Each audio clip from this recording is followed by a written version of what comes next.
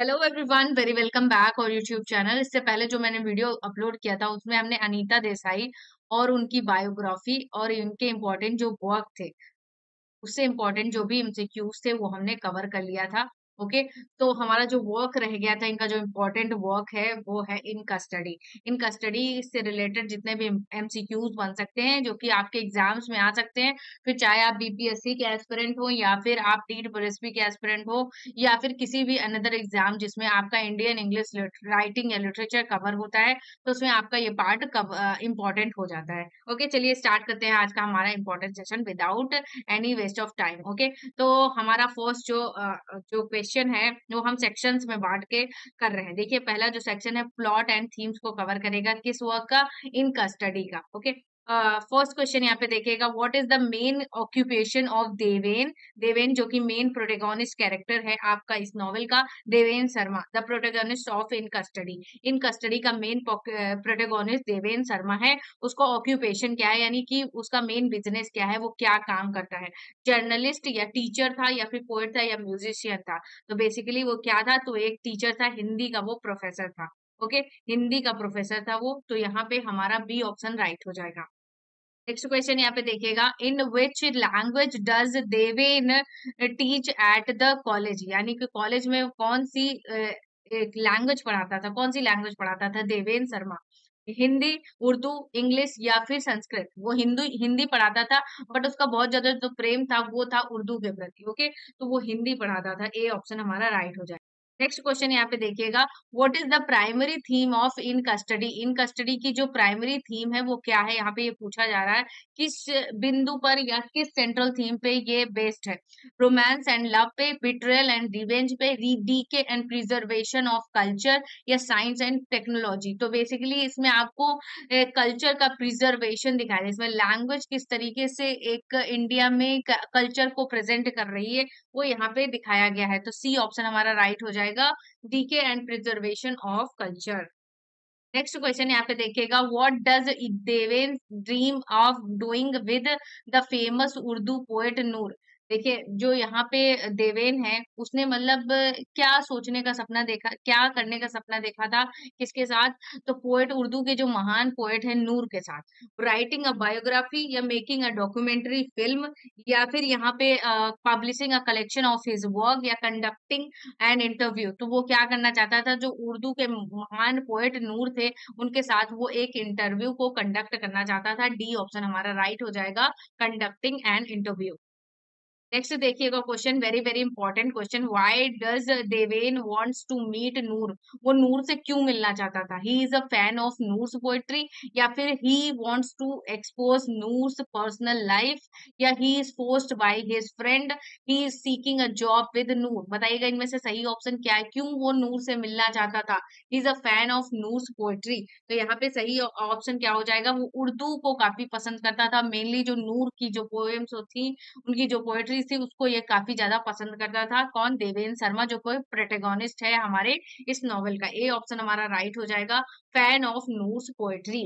Next question देखिएगा यहाँ पे, what does Deven struggles with through out the novel? मतलब पूरे नॉवेल में वो किस चीज से स्ट्रगल कर रहा है? देवेन शर्मा जो कि प्रोटेगोनिस्ट है इन कस्टडी में, वो किस चीज से पूरी नॉवेल में स्ट्रगल करते हुए दिखाई देगा? हिज मैरिज से, या फिर फाइनेंशियल डिफिकल्टीज से, हिज लॉयलिटी टू फ्रेंड से, या फिर यहाँ पे his self confidence and aspirations? तो यहाँ पे सही ऑप्शन क्या हो जाएगा?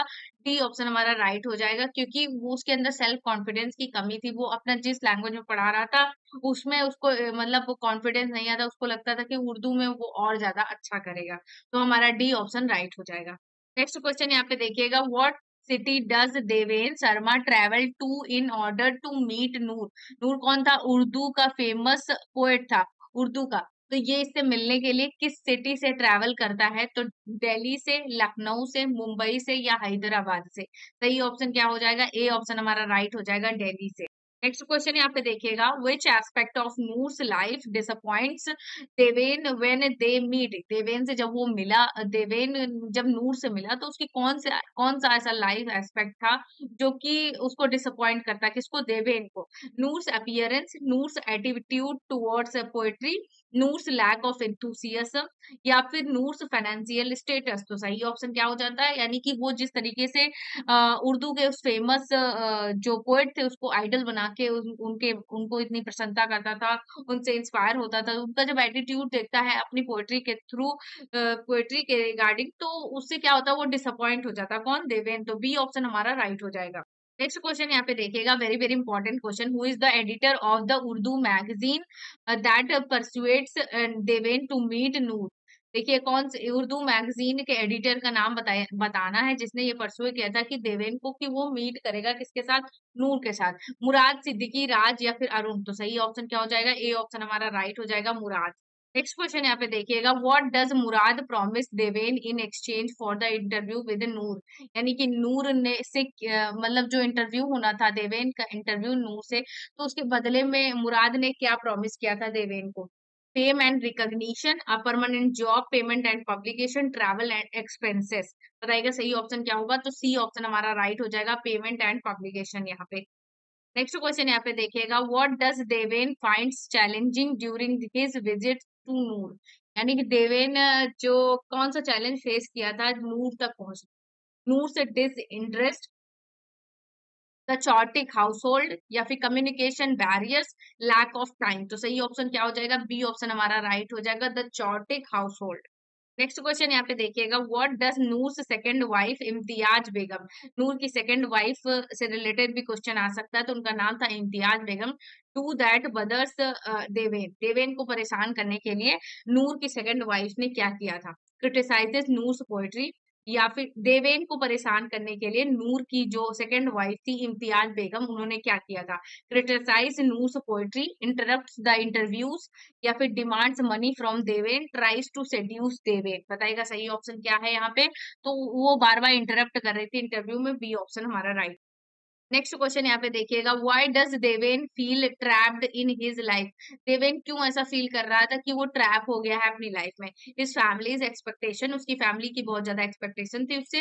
हिज फाइनेंशियल बर्डन, उसके ऊपर बहुत ज्यादा आर्थिक बर्डन था। हिज जॉब सिक्योरिटी, उसके पास जॉब की कोई सिक्योरिटी नहीं थी इस वजह से। या फिर हिज कल्चरल रिस्पॉन्सिबिलिटीज? तो यहाँ पे डी ऑप्शन हमारा राइट हो जाएगा, his cultural responsibilities. Next question यहाँ पे देखिएगा, what happens to recording of Noor's poetry? Noor की जो पोएट्री की रिकॉर्डिंग हुई थी उसके साथ क्या हुआ था? They are destroyed in an accident, they are stolen, वो चोरी हो गई थी, they are poorly recorded and useless, they are published successfully, वो सक्सेसफुली पब्लिश हो गई। तो सही ऑप्शन क्या हो जाएगा? दे आर पुअरली रिकॉर्डेड, बुरी तरीके से रिकॉर्ड किया गया था, और ये एक यूजलेस था। तो यहाँ पे सी ऑप्शन हमारा राइट हो जाएगा। नेक्स्ट क्वेश्चन यहाँ पे देखिएगा, व्हाट डज देवेन्स वाइफ सरला? देवेन की वाइफ का क्या नाम था? सरला। तो ये भी इंपॉर्टेंट हो जाता है।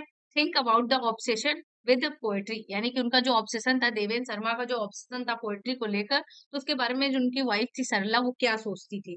सी सपोर्ट्स इट होल हार्टेडली, यानी वो पूरे दिल से उसको सपोर्ट करती थी। सी इज इनडिफरेंट, या फिर वो अलग थी, या फिर she resents it, she shares his passion. Okay, तो यहाँ पे सही ऑप्शन हो जाएगा सी रिसेंट्स इट। तो सी ऑप्शन हमारा राइट हो जाएगा। तो नेक्स्ट जो हमारा एस्पेक्ट है वो है कैरेक्टर के बेसिस पे हम क्वेश्चंस को यहाँ पे लेके आए हैं, जो कि इन कस्टडी को कंप्लीट करेंगे। तो नेक्स्ट क्वेश्चन यहाँ पे देखिएगा, who is Noor in in custody? तो नूर कौन था इन कस्टडी में? नूर कौन सा कैरेक्टर था? A famous Urdu poet, Deven's friend, a publisher, या फिर अ स्कूल प्रिंसिपल? तो सही ऑप्शन क्या हो जाएगा? वो एक महान उर्दू पोएट था जिससे वो इंस्पिरेशन लेता था। कौन? देवेन शर्मा। ए ऑप्शन हमारा राइट हो जाएगा, वो एक उर्दू पोएट था।